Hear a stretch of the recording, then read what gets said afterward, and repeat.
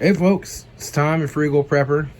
So somebody asked me about the electric fence around my garden. And I was going to go into how easy it is. It's probably one of the easiest things you can do to keep pests away from your garden. It works really well. Now last year we had some groundhogs that were learning how to run under the wire real quick. And so I had to put up an actual barrier fence and then put the electric fence outside of it. But before that, for many years, all I ran was just the electric fence. And I just used the little fiberglass rods and set that up, and boom, it kept pretty much everything out in my garden. So, you're gonna need some electric fence wire. They make many different kinds and gauges. So this is what I originally started out with, and it works great. I got this from Rural King. And this is a 17 gauge aluminum wire, and it comes with a 1/4 mile, and you can see how much I have left. And I've restrung that fence several times, but last year I couldn't find this spool of wire and I needed some, so I ordered this on Amazon because nobody had any in stock. And or maybe it was year before last even, I can't remember. But yeah, so this is actually a 16 gauge. It's just a little bit thicker, but they both work just fine. I would say the 17, it stretches a little more over time, but the 16 works fine. And then you're going to need a wireless fence controller. They make many different kinds. They make really powerful ones and really not so powerful ones. I think mine's around like 10,000 volts or something.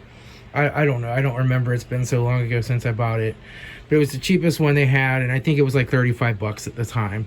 They're probably $50 or $60 now, just because that was like 7 years ago. But, I've used it many years.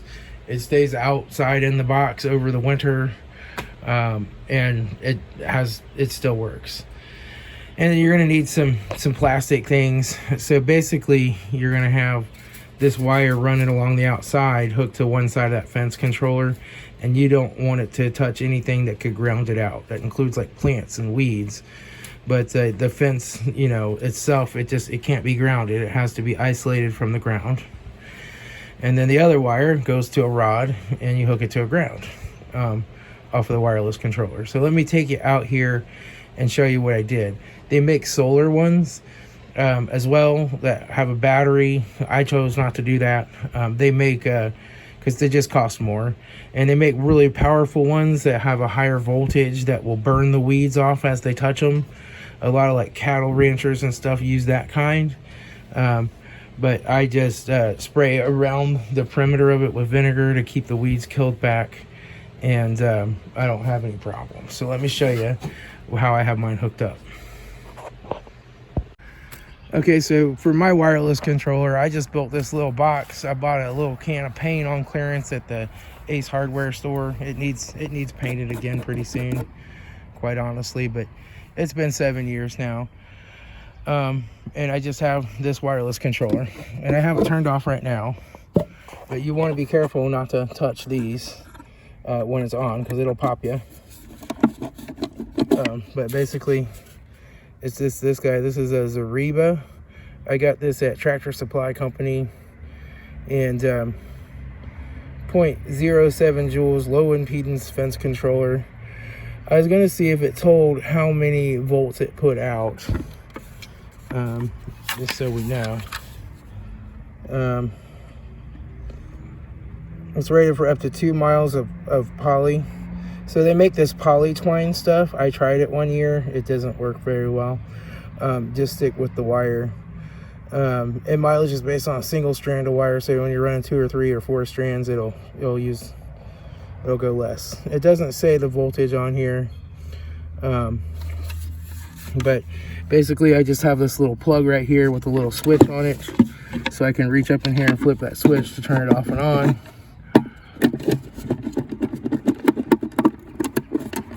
And I just have this little box, keeps the water out of that. And basically I just have an extension cord that's buried under the ground here. And it runs back over here to the garage and goes into the garage. And that's been there for 7 years. It probably need replaced soon. But for now, it's working fine. It's on a GFI circuit, so if there's any leakage to ground, it'll trip that circuit and I'll know the cord's gone bad. And then I have this other cord that's buried, and it runs up there and it powers my shed and comes from here. So and that stays on. I have it wired together, so the switch just controls this. It doesn't turn the power off to my shed. And then I just put a couple of screws down here, and then I just have this little thing. When I'm done, I just kind of stick this up in there, and that keeps the snow and the rain out of it. And so the other wire, so one of these wires off of this controller, one of these red wires here, goes to ground. And I don't know if it tells you on here which one it is, but you basically hook the one to ground, and I just basically have it running down here to a ground rod in the ground. Let me take you around here and show you. Ooh, we got fireworks. They're ready for that 4th of July. And it just runs down here somewhere.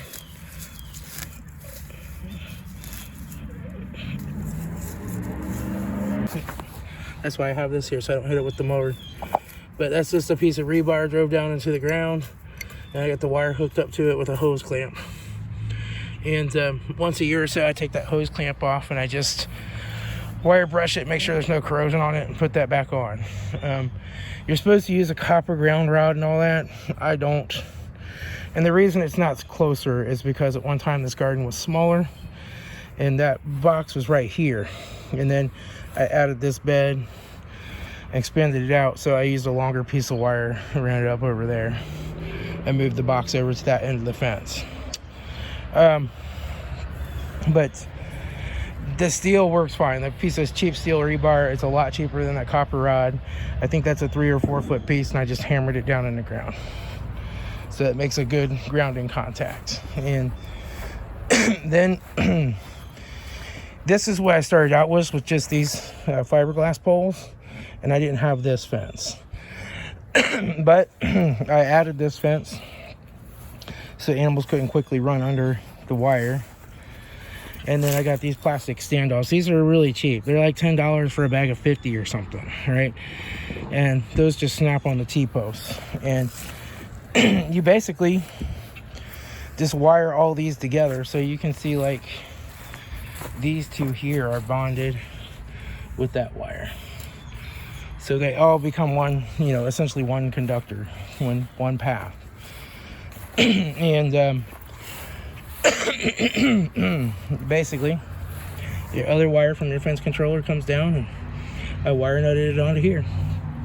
And that gives me the pulses. So it's like, and it just sends out a pulse down there. And when something touches it, it'll have, and see, here's a cobweb. So you want to get that off of there. You don't want stuff touching it, because over time that adds more and more load to it, and it'll become less and less effective. And basically it just runs all the way around here. Now, the mistake I made is when I put these T-posts in, I should have bought enough T-posts and done it to where instead of doing this like at a 45, I did one here and one here right beside each other, because then I could have put one here, looped it together with the one here. And the way it is now, I have to put these in to help hold it out far enough away from the fence. But it's okay, it works. As long as it's not touching, it'll work fine. And I just, I didn't want to go get more T-posts because I had to borrow my neighbor's T-post driver to put those in. And I just decided just to leave it. But this will definitely give you a tingle if you touch it. You can grab a hold of it, touch it if you want to test it.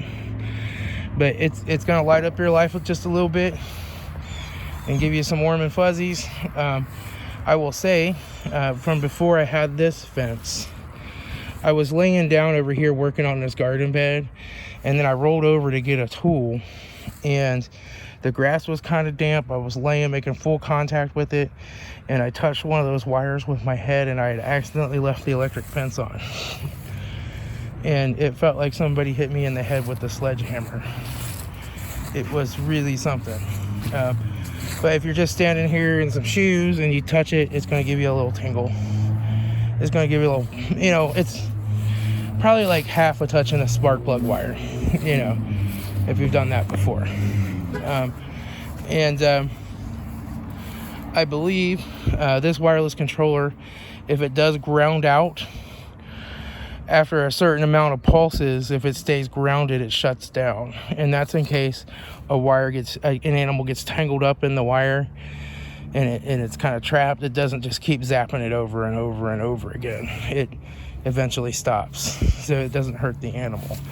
I believe I read that in the manual when I bought it.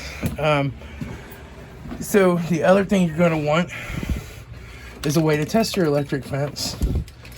And that's this right here. So let me show you. So this little guy has a little bulb in it, and it has this probe.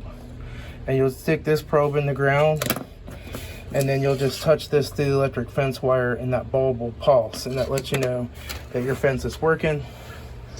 It's a much less painful way than touching it to find out if it works. But yeah, that's generally all there is to it.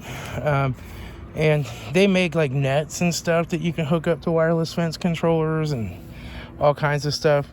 But like I said, this did a pretty good job keeping everything out.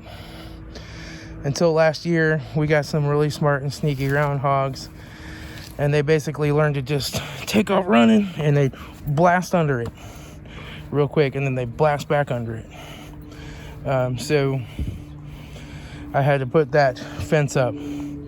And even then, they learned over here in the corner, I had a spot where the fence didn't quite touch the ground, and they were pushing under it real quick. So I had to put some little hook things and nail them down in the ground to pull the fence down.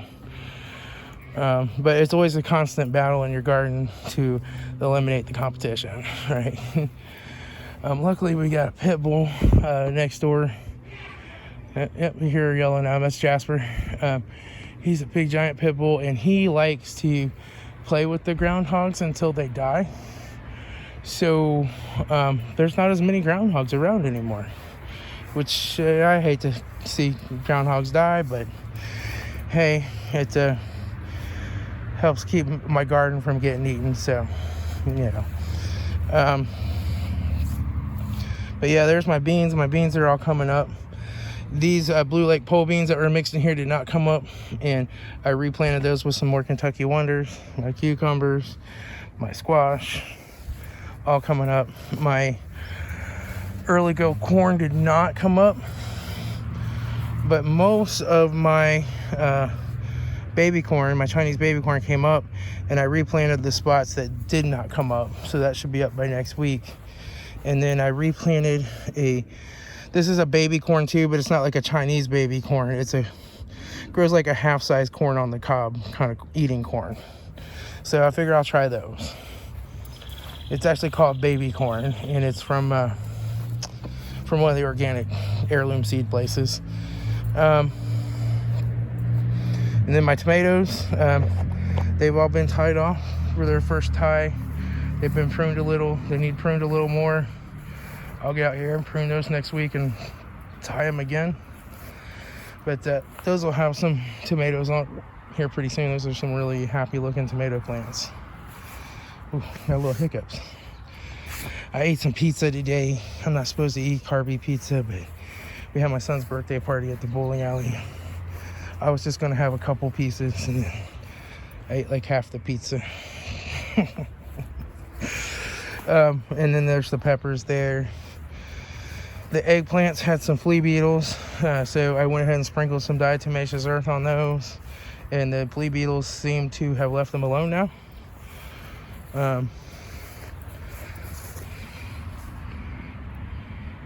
There's some flea beetles right there, but they're dead.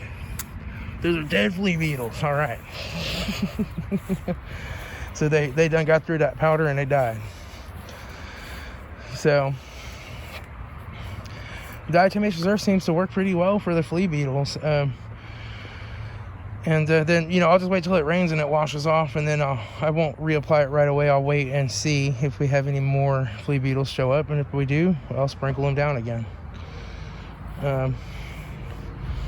Trying to get some eggplants this year. I've just always had problems with them getting trashed by flea beetles. So I'm trying keeping an eye and treating them with diatomaceous earth as soon as I see any sign of them this year, and we'll see what happens. We'll see if they grow and they live and they produce some fruit. If they don't this year, I'm giving up on eggplants. And I'm just going to grow something that I can eat that I know grows well. But, you know, it is what it is. The onions are looking happy. I'm going to water this garden all down one final time for the night. And then I'm going to go inside and relax, I think. But, yep. Come along, I got all my strings up today. That's actually quite a job. I had to go through, I had some strings that were still left over from like 2012, 2013. And, you know, they're going 10, 11 years old. So they kind of started to rot and they got really weak. So I pulled all those strings out and made up some, you know, got some new ones out of the bucket. And some of these are, you know, a few years old, but these right here are all new. Right here. So I'll show you I use the ideal wire pulling string for my strings. They make this orange poly baler twine, which is what you're really supposed to use, I think, for mitt lighter. But I bought a bucket of this. I had it since like 2007, and I've been using it, and there's still quite a bit left. But this is a ideal wire pulling string, and it's mold and UV resistant. And it seems to work really well. And they make a green one now. Like, they don't have the blue anymore, but I think it's pretty much the same stuff. It's just green colored. But that's what I use because it's what I had, and I've used it many times over the years, and it seems to work really well. I mean, mitt lighter doesn't say you have to use a certain kind of string, but most of the people are using that orange poly baler twine. I think if you go to LDS Prepper's channel, he'll tell you where you can get that on one of his videos or something. Because that stuff is kind of expensive. It's like $70 a bucket. But like I said, I've been using it since I started mitt lighter in like 2011 or 12. So, and there's still plenty left. So, but yeah. And then, you know, you tie the mooring hitch knot up here. Tie them off down there. Now there's a special knot you can use at the bottom that you can undo really easily. What I do is I just cut my strings long. Like, this is a new one. I cut it nice and long, and then I'll just cut those off at the end of the year, and I'll tie a new part on next year. You know, it works fine. So that's what I do. And then for my wire at the bottom, I just use the Harbor Freight Mechanics wire. It's not stainless steel. It does rust, but it costs like 50 cents a pack or something. And one pack is 25 feet. And this is a 20-foot bed. So, you know, I can just do it all the way down. I need to get a new post. So you're supposed to put a post every 10 feet. Like right here with a nail in it. And you wrap that around. But my post is missing over there. I don't know what happened. But, so I need to get another post and put in the middle there, make a new one. I got some new posts. I just need to drive it down. What I'll do is I'll just put a staple in it for this year, since I can't really wrap the wire around it because it's already in. Yeah,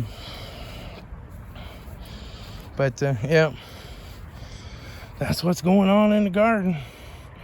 All right, I guess I've talked long enough. That's kind of how you do the wireless fence controllers. You can buy these things here for a couple of bucks and just run your wires on that. You could even do that if you have an existing fence. You could just put some of these in and run your 3 levels of wire around the garden, and it gives you an extra level of protection. And the nice thing is, when an animal typically gets zapped by it, they never want to go by it ever again, right? They know, like, oh, that hurt, I'm never going to try it again. Like, most of the years I had a big groundhog living back here, I seen him get zapped once from the kitchen window, and he would sit over here in this corner and just look, and he wouldn't go anywhere near it. I could have left the electric fence off the rest of the year, you know. But then we had some smaller groundhogs move in, and they were able to shoot under it real quick, so I had to put up the other fence. Anyway, that's all I got, folks. It's Tom, Frugal Prepper. I'll talk to y'all later.